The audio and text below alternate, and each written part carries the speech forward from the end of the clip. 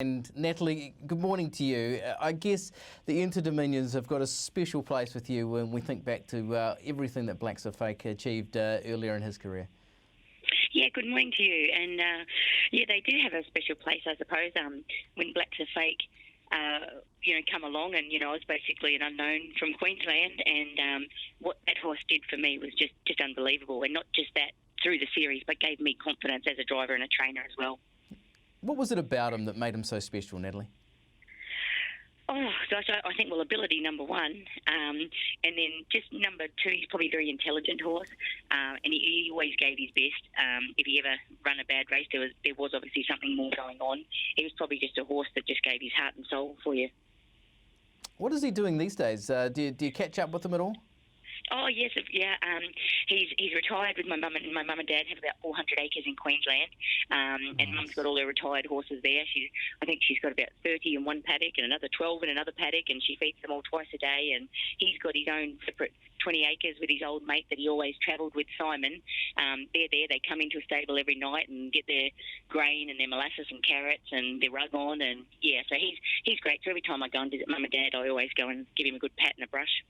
Of course, that's an old chapter in the Natalie Rasmussen story. These days in New Zealand, has there been a horse that's got close to comparing to him for you since you've been back here?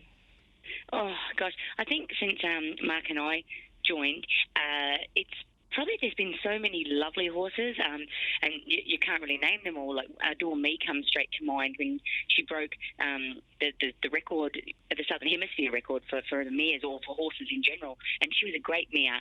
And then other horses, there's just so many you can't really put your finger on it. But I don't think there's one that probably has the meaning that he had for me, because he was one that really got me up and going, I guess. Okay, yeah, a chance to have another special horse tonight in the Inter-Dominion pacing final. When you team up with Ultimate Sniper, you train along with Mark Pert, and just tell us about what he's showing you in the heats so far. Oh, look, his heats have been unbelievable. They've surprised everybody. They've surprised us a little bit too. We always knew the horse had it, but we just thought early days this way of going wasn't really his thing. He's only 4-year-old. He's a little bit green and immature still. So to him just to step up to the horse we sort of thought he could be through a series like this, which is so grueling for a 4-year-old, it's really been amazing. Yeah, absolutely. What about tonight? What are you thinking? How's the driving tactics going to work out for you? Oh, look, I've given him tough in all the heats. He is a stayer. But I just think tonight, I know he's a really short price favourite, but I think he's a little bit too short personally. There's always more pressure in these races than what people think. People will think, oh, it's not that quick a front row or not that many stayers on the front, but everyone is out there to win, tonight. It's going to be a really grueling, hard race. And I just think some of them horses off the back row with your Cruise Bromac, the Fixer, they're old, hard horses, and they've been in the dogfights time after time. And I think if it come to that, I think one of them could beat him. Okay, are you likely to lead on, Natalie?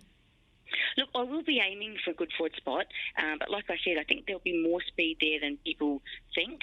I think everyone just thinks it's a foregone conclusion that, no, he'll roll onto the front. Well, I probably will at some stage, but how much petrol have I used to get there is the question. Okay, you also train with Mark, the Fixer, Cruise Bromac, Chase Auckland, and also Ashley Locas. Amazing feat having 5 in an Inter-Dominion final. How will the others go? Oh, look, they're really good. All of them have come through their run super. I think Ashley Locas is probably a horse that he's going to need a little bit of luck. He's more of a high-speed, one go at them sort of a horse. I think Chase Auckland had his chance to win a heat. Through the heats he drew very well, so I think he'll need a little bit of luck as well, but it wouldn't surprise me to see him run on into a good place.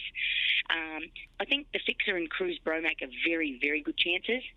I think probably Cruise Bromac probably the bit better chance, because he can probably do a little bit more work in his races, and he's come through good, and he's a very hard old horse. He's 8-year-old now, and he's probably one of the most seasoned guys in the field. And the Fixer, we couldn't be happier with him. He's had a lot of trouble with his feet, but he just seems, we haven't had him this well or sound, we don't think, for a very, very long time. So it wouldn't surprise me if he's the smoky at value of our team. Okay, earlier on, Group 1 racing as well in the 4th, the Peter Brecken Memorial Caduceus Club Stakes for the 3-year-old fillies. You team up here with Amazing Dream. Just blotted the copybook a little bit at Alexandra Park last time out, but prior to that had been flawless. What about tonight? How will she go, Natalie? Oh, I think she'll go a great race tonight. She's drawn a lot better.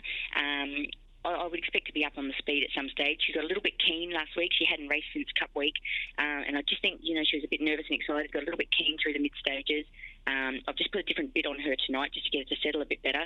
And I do think I will find the top at some stage, and I think she'll be very hard to beat.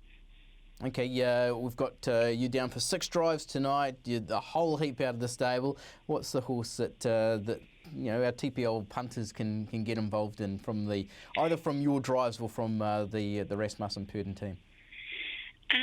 Look, I think the one probably the value of my drives for the night, and I know it's a step up in grade for him, but I think he's a little horse that's really risen with the Triple A, would be the little horse in the first Dynabolt. He's probably paying quite well, and I think he's probably one that's worth a really good each way because he's a nice horse. He's stepped up a lot, and I just know how much he's improved in his track work. Okay, that sounds good to me. Just tell us about nights like this, Natalie. How excited do you get for them? Oh, it's a lot of preparation, so the whole preparation is just a hard slog, and it's all in. But then come the day, you're just glad it's here, and it's not more excited or nervous, it's just you want to give every horse their best chance. You don't want to make a mistake or make the wrong call on the track because we know they're all fit and well and ready to run a great race, and we don't want to be the one that lets them down. So it's more of you want to know your form and you want to make the right decision at the right time in every race. So that's probably more how it feels for us. Absolutely. I really appreciate your insight into tonight's racing, and best of luck as well. Natalie Rasmussen joining us here on the Punters Lounge Live.